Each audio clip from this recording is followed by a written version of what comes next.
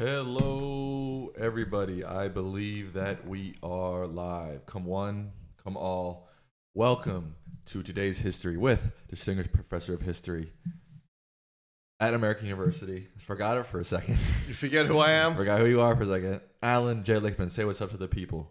Hey, come on, join. We're going to talk about things you're not going to hear anywhere else. Really? Really. Oh. We have already. Like what?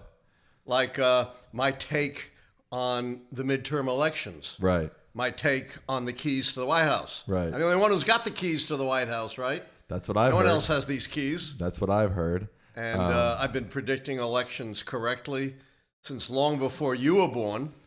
My first prediction was in 1982. Wow, 1980. That's like during the Punic Wars, you know? Seriously. Hello, Michael. Hello, Crypto BT. Andrew says, "Oh my God, you're just 4 years younger than Biden." What's that? Somebody said that you're only 4 years younger than Biden. Did you know that? That's correct. That's correct. He said that you look better than Biden, though. Well, maybe I should run for president. No! I tried that once, and not for president, but it was a big mistake. You ran for Senate in 2006, right? Correct. That's correct. Don't remind me. Hello, Karen. You ever heard of a Karen before? I think I have. I think I have, too. And it's not E-N, it's Y-N. It is spelled like that. That's absolutely correct. So that's a unique Karen. That's a unique Karen. So how's everybody doing today? Things are heating up in the political arena in this country. Midterms are coming. January 6th committee just adjourned last week. Pretty big news from the January 6th committee. They have subpoenaed former President Donald J. Trump. Now, that is big news. But I think what's on a lot of people's minds, Dad, is what does that mean and what's next? I think a lot of people are thinking he's just going to skirt it and nothing's going to happen and he'll never be held accountable by the committee. So what happens next and what happens now? Well, I agree. Trump is a master at distraction, delay, and obstruction. I can't imagine he would sit for an interview with the January 6th committee or anyone else dealing with his attempts to overturn the results of the 2020 election and impede the peaceful transfer of power. Now, he may say, oh, yes, I want to testify. I want to tell my story. I didn't do anything wrong. This committee is a witch hunt, but my lawyers won't let me. Right. You know, he always deflects blame onto someone else. And let's make it clear. The January 6th committee has no power other than the power of political persuasion to hold Trump accountable. They can't prosecute him. They can't sue him. They can only hold these hearings and issue a report on the ways in which Trump is allegedly responsible for the January 6th insurrection and more broadly for attempts to subvert our democracy. Only prosecutors, state and federal, can hold Trump accountable for what he allegedly has done. And you're right, so far he's skated. In fact, he's skated for 50 years. Go all the way back to the early 1970s when Donald Trump was found by the United States Department of Justice. Were dinosaurs around then or no? Was what? Were dinosaurs around then or no? I think they had just been extinct. Just been extinct, yeah. Right.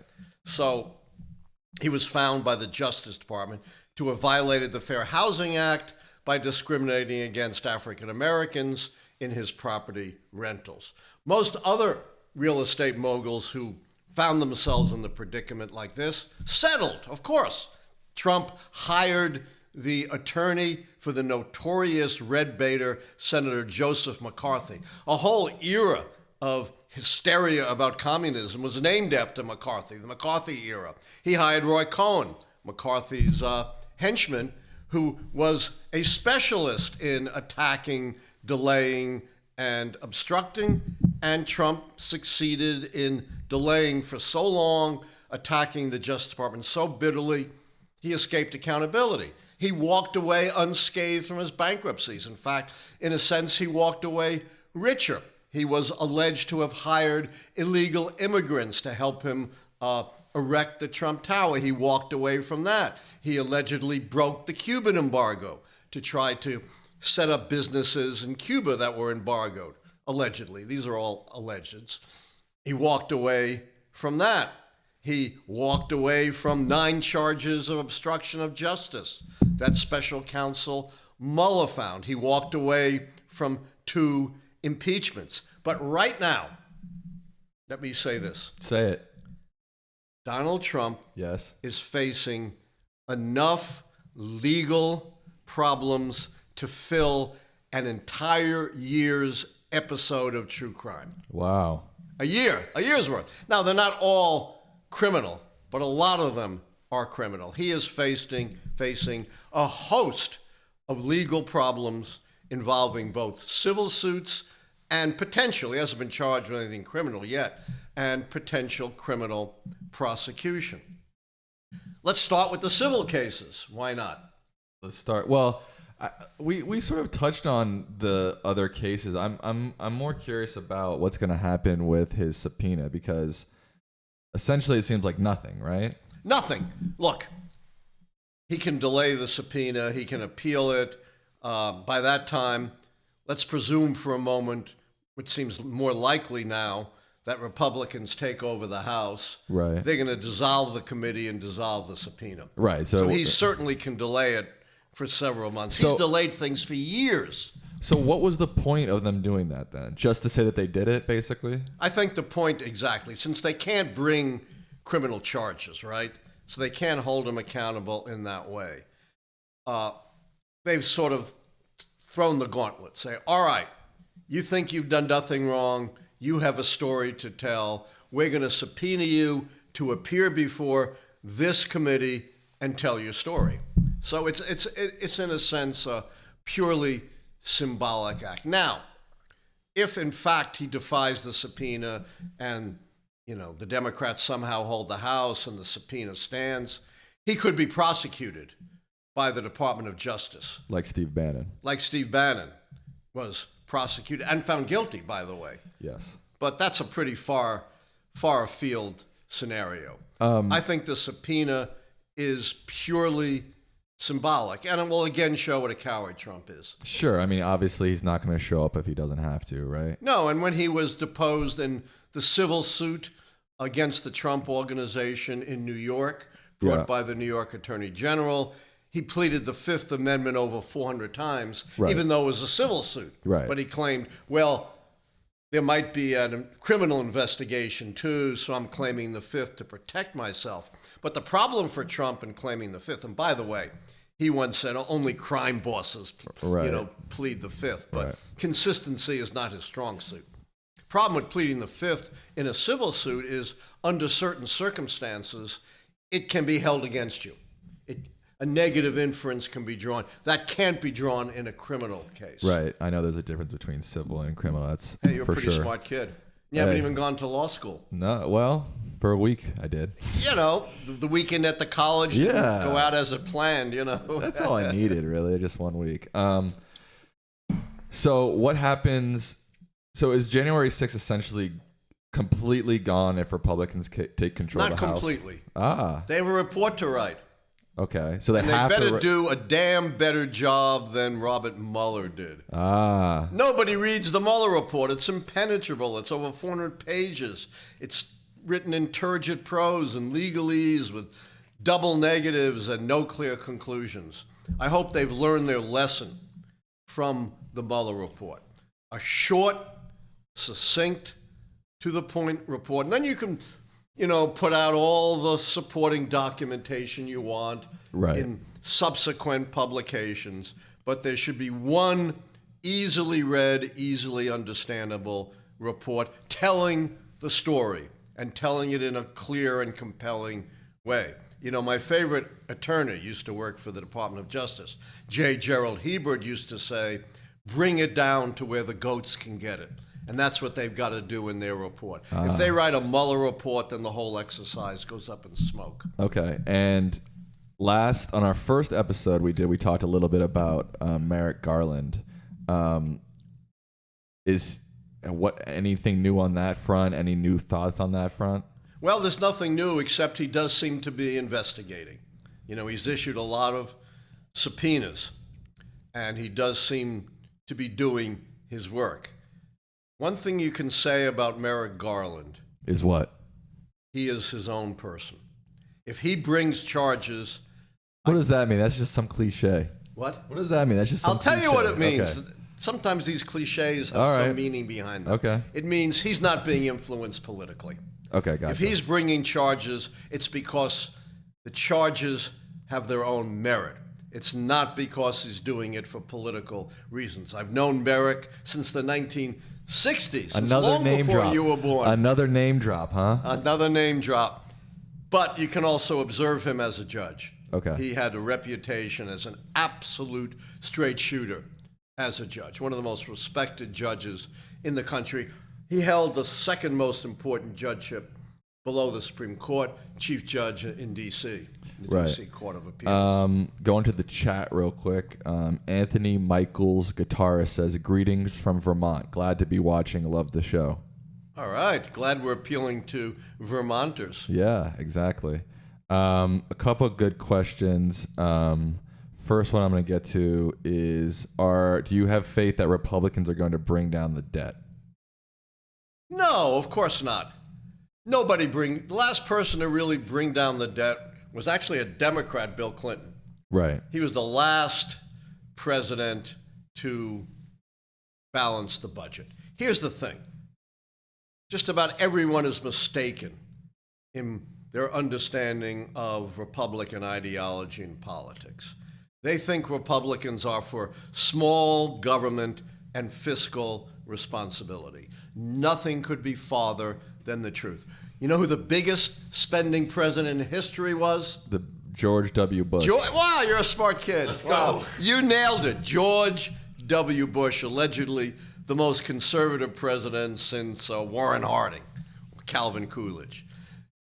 The difference between Democrats and Republicans has nothing to do with limited government, states' rights, fiscal responsibility. They're both for big government, just different kinds of big government. Republicans want big government to subsidize their big business donors, to bolster the military, to build up police forces. Although they seem to be a little bit down these days in the federal police force, the FBI, right? Yeah. Democrats want and of course, Republicans want big government for the biggest thing of all, maybe the most intrusive big government move in our history. And you know what that is, right? Controlling women's reproductive lives. I didn't know where you were going with that. What could be a more intrusive, big government move than that? So they're not for small government. They're just for a different kind of big government than the Democrats, who are, more inclined for big government to regulate business and to advance various kinds of welfare programs. No such thing as small government anymore. Crypto BT says that they are watching from Dubai. Wow, that's really exciting. We have international reach. You know what they say? What? America sneezes and the world catches a cold. So what's going on in this country is definitely relevant to Dubai. That is true. That is definitely true. We have a question from Ali Omari. They say, from a history professor standpoint, what are your thoughts about the state of democracy? Is it as concerning as as politicized in the media, or is it just part of the political game? Well, I'm always asked this question about things that are going on in Washington, where I've lived for 50 years. Is this political? And my answer is everything is political. But it's not only political. There is, from an historical perspective, a clear and present danger to our democracy. Donald Trump is the only president in our history, including presidents from much more tightly contested elections, like 2000, that was decided by 537 votes, not tens of thousands of votes, or 1876, which was decided by one electoral college vote. They've all conceded, they've all honored the great American tradition of the peaceful transfer of power.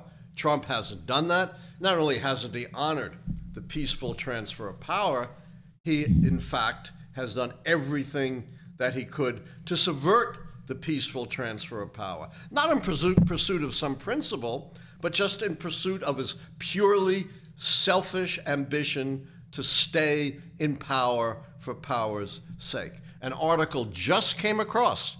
Hot off the presses. 5:56 p.m. today. Okay. A federal judge Yes. ordered the release of emails from John Eastman. You know who John Eastman is? Trump's lawyer. Yeah, but sort of a lawyer. He wasn't actually involved in a case, but he was the one putting out all of these bogus theories Right. about why Mike Pence or the states could overturn the election. Here's what the judge said, that we have to release these emails because these emails are part of a crime. Right. Here's what he said exactly. The emails show that President Trump knew that the specific numbers of voter fraud were wrong, but continued to tout those numbers both in court and to the public. This court finds that these emails are sufficiently related to and in furtherance of a conspiracy to defraud the United States, one of the most serious crimes you can Commit. And you know, all these lowlifes, Right. these foot soldiers are being charged with seditious conspiracy. You know, what about the guys at the top, including the apex predator, Donald Trump? This is the second federal judge to say, independently, that the evidence shows that there has been the commission of a crime here. So you're saying the answer is not just political tool. There is actually quite a bit of threat to It's American not just democracy. smoke, there's real fire. And, Right. you know, to this day, Trump continues to peddle these same lies that he was peddling 2 years ago. Right. And And a lot of his supporters still do too. and unfortunately, he's got a lot of people, including a majority of Republicans, to believe them. Yeah. And we have another election coming up. And unless Trump is held accountable, if he runs, and I'm not sure he's going to run, because I still have faith in my friend Merrick Garland. I've criticized Garland heavily Your for friend, you dragging name his dropped. feet. You name dropped again, Merrick Yeah, but Garland. I'm criticizing him Okay, fine. for dragging his feet. But I still have some hope that he's going to come through. Plus, he's not the only prosecutor who can criminally charge Trump. Right. There's the DA in Atlanta looking into Trump obstructing the election in Georgia. There's the U.S. attorney in New York who could charge him. And there's the U.S. attorney in D.C. Right. Apologize if I butcher your name, but Shriram Srivansan asks, where does the long-term economy stand as of now? Where does the long-term economy In jeopardy unless the economy has a pretty strong rebound in the last 2 years of the Biden administration? He needs a good, solid economic rebound. Fortunately, though, and you know, I'm just talking about this from a purely political point of view. You know, if he's going to have a recession early rather than the election year. That's what Ronald Reagan had. Right. He had a recession in 1982, and the economy was in a booming recovery in the election year of 1984.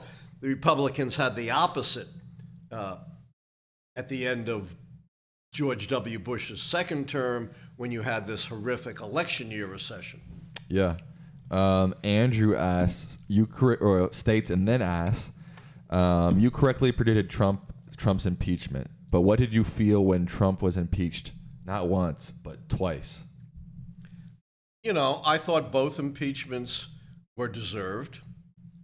You know, one was for undermining the national security of the United States. The other was for undermining the democracy of the United States. I think these were by far the most serious impeachment articles. Much But how more did you serious. feel? How did you feel about it?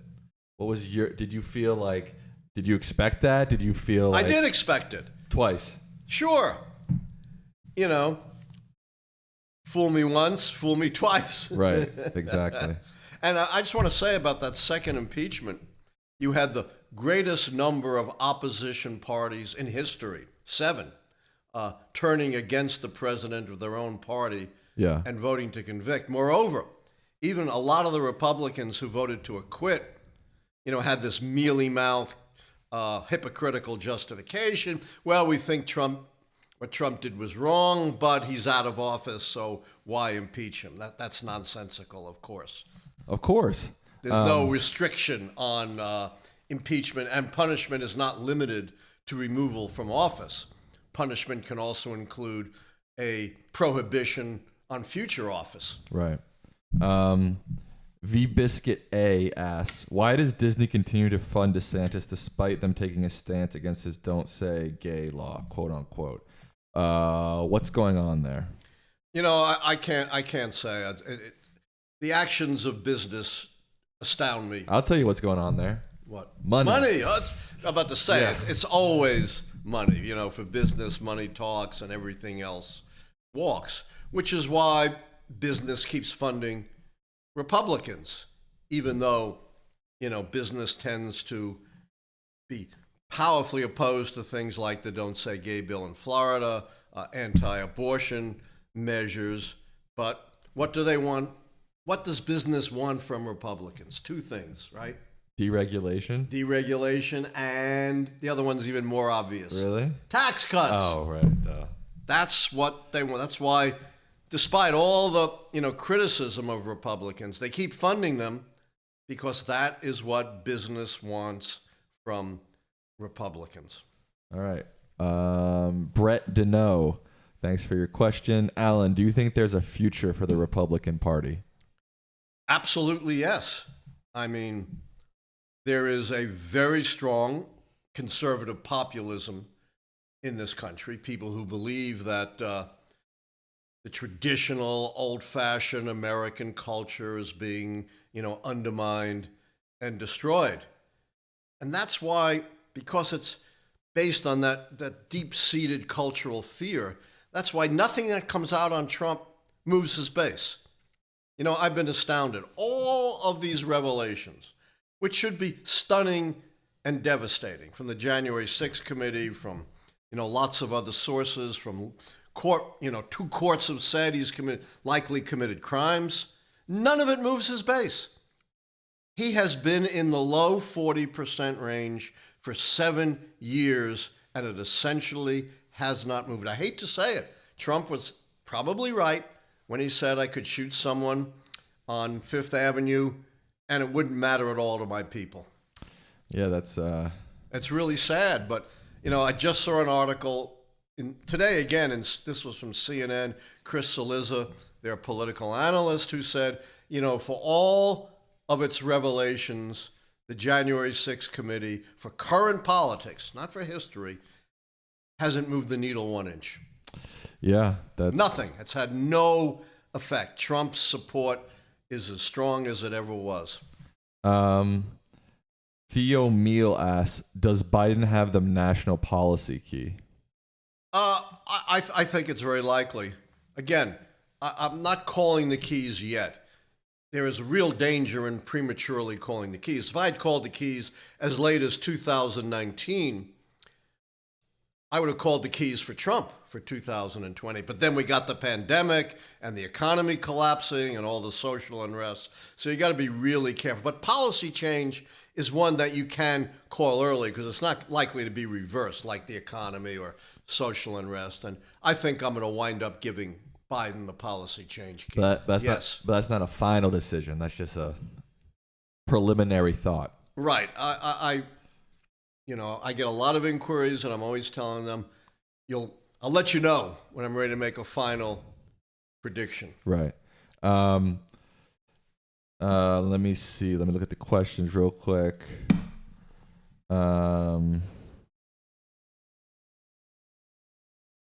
Let me see. Sorry, folks.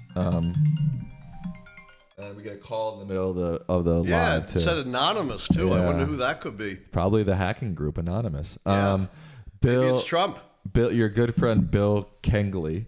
Bill Kengle? Yeah. Yeah.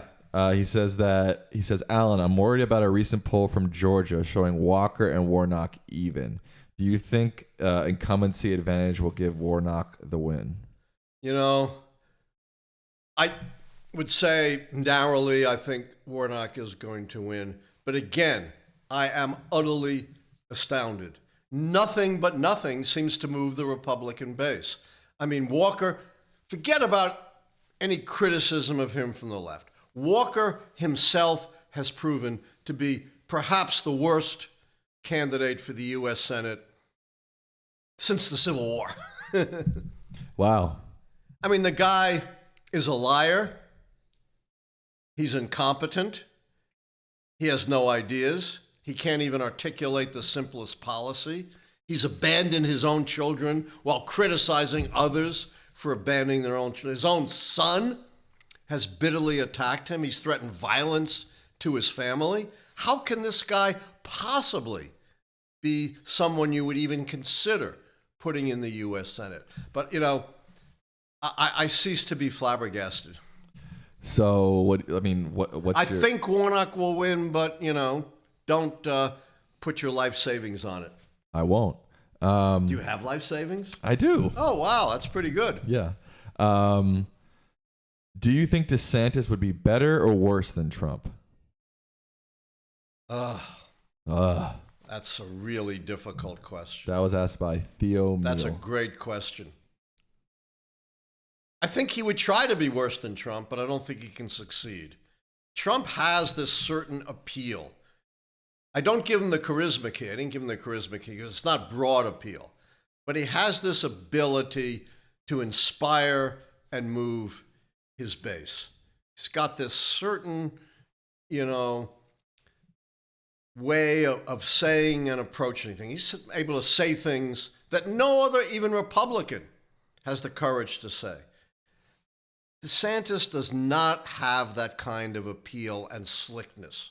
So I think he's much more likely, if he were to be president, to get into trouble than Trump was. Trump, you know, is the Houdini of our time, you know, slipping through more knots than the great master of escape himself. Right. Shiram asks, currently, whom do you think in the States could win a charismatic key if they ran for president in 2024 or in the future? Could Yeah, you know, that's, you know, very hard to say because until someone is tested in the white heat of a presidential contest, you don't know whether they're going to emerge as charismatic or not.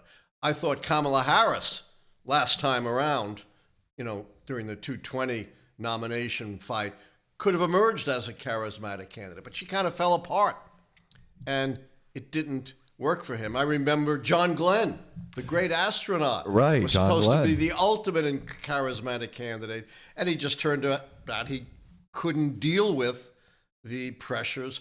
The guy, you know, was this great astronaut, but he couldn't deal with the pressures of a presidential campaign, and he crashed and burned. Wesley Clark, the great general, you know, was considered of everything it takes, you know, a general, a great speaker. He also faded in the white heat of a presidential campaign, whereas Barack Obama comes out of nowhere and emerges, you know, as this really the first Democratic charismatic candidate since John Kennedy. Right. So, you know, if I were to, you know, give you the, you know, take it for its worth, it's just pure speculation. I've always liked Cory Booker. I've always thought he had a chance to emerge as a charismatic candidate, but he didn't somehow, and I don't know why, never caught fire in 2020. But he's still really young, and you know, he could certainly try again. Absolutely. Let me look at the Cory questions. Booker, by the way, senator from New Jersey. You know, for our audience. Ali Omari, you said if we could answer your question, and if you could ask it again, I think I've sort of lost it in the chat. Brett Denow says, I like Kamala, but she hasn't said or done anything. What do you think about that statement? Well, let me tell you something. Remember the great Theodore Roosevelt? Well, William McKinley was running for re-election in 1900, and his vice president had died, so he had to fill the ticket. And Theodore Roosevelt was the governor of New York and a maverick, and the party bosses hated Theodore Roosevelt, as you can imagine, right? Right. So the party bosses said, let's put Theodore Roosevelt in the most useless position in the country. You know what that was? The vice president. The vice president. And one very smart Republican said, that's true, but do you want that damn cowboy to be one heartbeat away from the presidency? And what happened to William McKinley? He got died. shot, and the cowboy became president. So that's basically, the role of the vice president, to be on hand, to be the successor to the president. There have been some very influential vice presidents. Dick Cheney, George W. Bush's vice president, was very influential. Joe Biden was influential on foreign policy for the inexperienced Barack Obama. But the caller is right. Harris really has not emerged as a standout vice president, but it's not clear that that really matters. Neither did George H.W. Bush, and he became president on his own. One quick note, Dad, these are not callers. This is not telephone based. It's not telephone? We have a new technology? We're on the internet. So the internet? Yeah, so they actually leave comments wow. on our internet stream. So there's no actual phones So what do I call involved. it? The people in the chat. In the chat. Yeah, exactly. Okay. Will that make me put me in the swim? No. Chatters. Chatters. Not callers. Chatters. Yeah. I think there's a nightclub named Chatters. Something like that. Do you think Michelle Obama could flip the charismatic key if she runs in the future? Certainly possible. She hasn't run for anything, so there's no way to tell. But she certainly has the kind of verve and personality and excitement that I wouldn't rule it out. But again, keep in mind how many so-called potential charismatic candidates have crashed and burned once they're tested.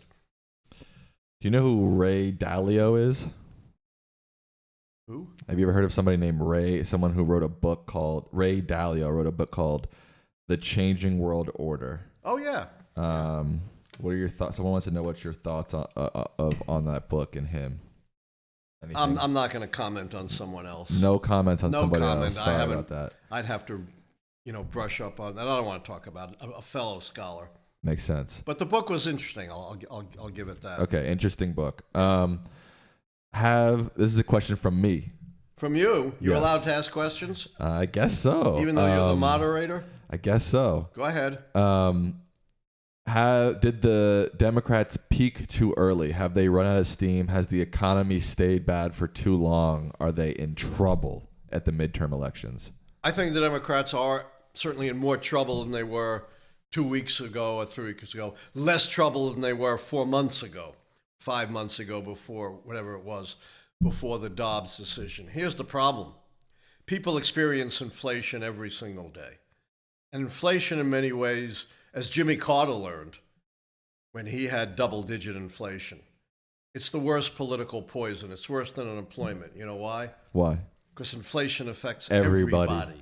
I did know that, actually. You did know that. Unemployment doesn't affect everybody. Everybody's affected by these higher prices. And that's sustained. It's hard to sustain over many, many months the outrage over the Dobbs decision. I don't think it's gone away, but the white heat on that decision is not quite the same as it was a month or two ago. And inflation is real. It is daily. It is a problem. Plus, I've been criticizing the Democrats about this since maybe Lyndon Johnson's Great Society. What's the message? Right. Democrats had the Fair Deal, the New Deal, the Great Society, the New Frontier. What do they have now? Build Back Better? It sounds like something you do with Legos. Democrats have really been lax on messaging, and I don't know why, but they should adopt my slogan back from when I ran in 2006. Remember what that was?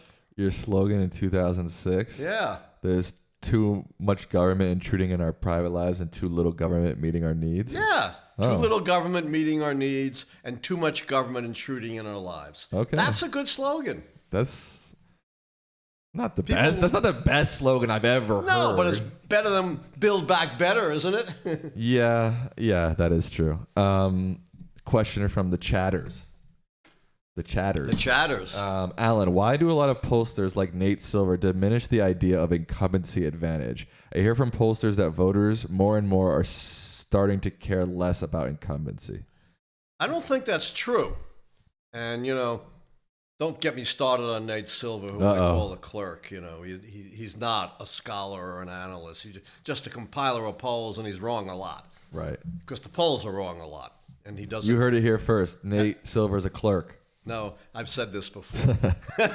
You heard it here second. So, where was I? What were we talking about? I get very distracted when we start in on incumbency advantage, and that voters care less. We always hear, they're going to vote out all the incumbents. You have this anger. Yet overwhelmingly, incumbents still get reelected. It's only very unusual kind of transformational elections like 2010, when incumbents on a very large scale get tossed out of office. But the great majority of incumbents do continue to get elected. The biggest turnover occurs in open seats. That's also true of the presidency, which is why, I think I've said this in one of our previous shows, it's important for Biden to run again, so you keep the incumbency key and don't have an open seat. Look at the last 3 elections with open seats, right? Right. 2000, the party holding the White House, Democrats lose. 2008, the party holding the White House, the Republicans lose. 2016, the party holding the White House, the Democrats lose. You don't want to have an open seat election. Incumbency is still an advantage. Count Bifford asks, does Lichtman, could be you. Could be me, have a model to predict the nomination process? To explain how Trump became president, you have to explain why he won the nomination. Well, yes and no. I can explain why he became president after he won the nomination, but it's a fair question. And I don't mean to be facetious. Maybe I do. It's a fair question. You can't have a model for the nomination process for a number of reasons. One, there are too many candidates, and that blows up any mathematical model, makes it almost impossible to model with so many different candidates. Two, it's a dependent system. That is, the results in one primary or caucus depend upon the results in another primary or caucus. Whereas in the general election, you essentially only have 2 candidates, though I have a third party key, but I'm not considering a third party win. And you don't have a dependent system. You just have one contest that you have to predict. Right. And, I have my gut feeling, aside from any system, as to why Trump got nominated. Is your gut feeling more accurate than other people's gut feeling? Yes or no? Put it down on the table. Well, I'm old you and experienced, so probably more so than young punks like you. Right. But let me say I'll give you the elevator version. Trump was willing to say things that appealed to the base of the Republican Party, those who turn out in primaries, that no other Republican was willing to say. Let me add, you know what percentage of the primary vote Trump won? 33%. I was going to say 36. Yeah, 33%. He had the hardcore base and everybody else split. Right. And that's how he got the nomination. Right. All righty. Another question from Shriram. President Biden mentioned if he wins the midterms, he will pass a bill on abortion. Do you think that can be done via the Senate filibuster, assuming they keep the House? Even if they pad the Senate, they're not going to pad it by more than a vote or 2. So maybe in the best case, they'll have 51 or 52. In the worst case, they'll have 48 or 49. So let's presume they keep the House. There's no way they can muster 60 votes, which is what's called cloture, to supposedly stop the debate and halt a filibuster. So I don't see any scenario where either party is able to get what it wants on abortion. Lindsey Graham is not going to get his nationwide ban on abortion, and Biden is not going to get his nationwide codification of Roe versus Wade because of this filibuster rule. Neither party can muster 60 votes. We have a question from Andrew. When, or I'll add, do you think at all that Republicans will come back to a moderate mode and stop campaigning on the far right? I don't see it anytime soon.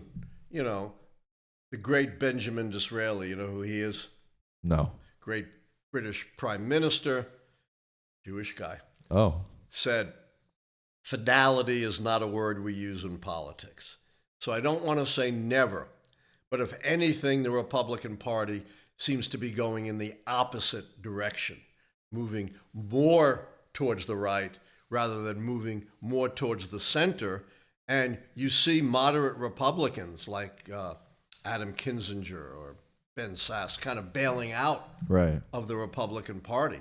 So it doesn't look like the Republican Party is going to, move back to the Gerald Ford, Mitt Romney, Nelson Rockefeller model anytime soon. Bill asks Allan, or states and then asks, Allan, I'm nervous about the recession hurting Biden. Is there really a high chance of a recession like what all the pundits are saying? Well, am I an economist, Sam? No. But my good friend, the great late Jack Germond, who wrote a column for decades called Fat Man in the Middle, one of the most shrewd political analysts, said this: here in Washington, D.C., there's an economist on every corner, and not one of them agrees with any other. Right. So who knows?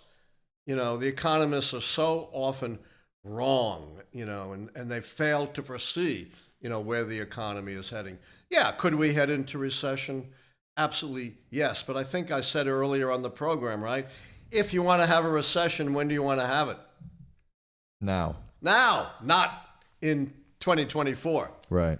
Just like Reagan had his in 1982 and not in 1984, whereas the Republicans had theirs in 2008. That's a really good point. What were your feelings when you witnessed Nixon and Reagan's landslides? When you were, 12 years old? When Nixon had his landslide in 1972, I was 25. Whoa. I go back, as we said, just after the dinosaurs went extinct. Right. And I was pretty friendly with George McGovern, actually.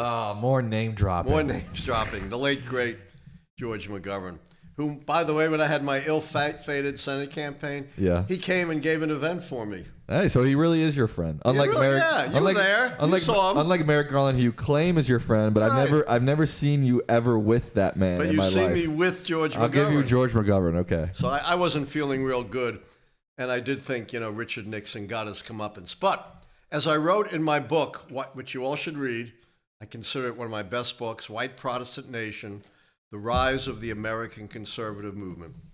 Leaving aside, I'm not saying you can do that, but hey, wow, you're like a genius. Look at that. Here for you. Richard Nixon, in terms of policy, not in terms of his crazy paranoia, in terms of policy, was the most liberal president between Lyndon Johnson and Barack Obama. Wow. Do you know the Endangered Species Act? Your mom was the head of the National Endangered Species Coalition. I know that. You know what president it was adopted under? Nixon. I see. The EPA. Nixon. Tying Social Security to cost of living. Nixon. The big treaties with Russia. Nixon. The breakthrough with China. Nixon. 1, 2, 3. Nixon. Nixon. We were supposed to say it at the same time. You missed that. Sorry. V Biscuit A. He said, I skipped your question. I don't see it. I see you talking about chatters above, but I don't see your question. So if you want to ask it again, go for it. Okay, so we are going to start wrapping up here. The Yankees are on soon. Go Yankees, right? Right, diehard New Yorker. Diehard New Yorker here, diehard Yankees fan. Yep. Anything you want to add before we wrap up the stream other than go Yankees? Yes, and I just want to emphasize, maybe Donald Trump will slide through as he has for 50 years, and not be held accountable for anything. But I just think there are too many problems facing him.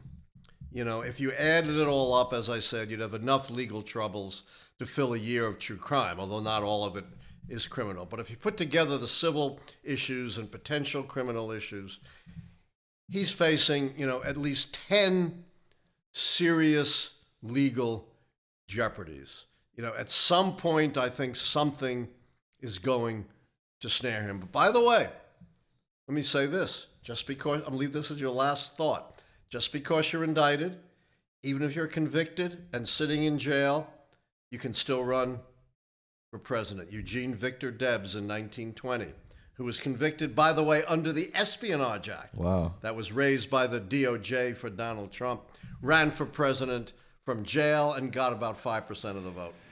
Well, I guess we might be living in bizarro world in 2024, but hopefully not. All right, that is all from us today, folks. You're the prediction professor. What's the score of Game 1 of the ALCS going to be? 5-2 Yankees. 5-2 Yankees. Okay, thank you, folks. Enjoy your evening. But don't bet your your life savings on that. But don't bet your life savings on it. All you right. can bet it on the keys, but not when I just throw it out. Right.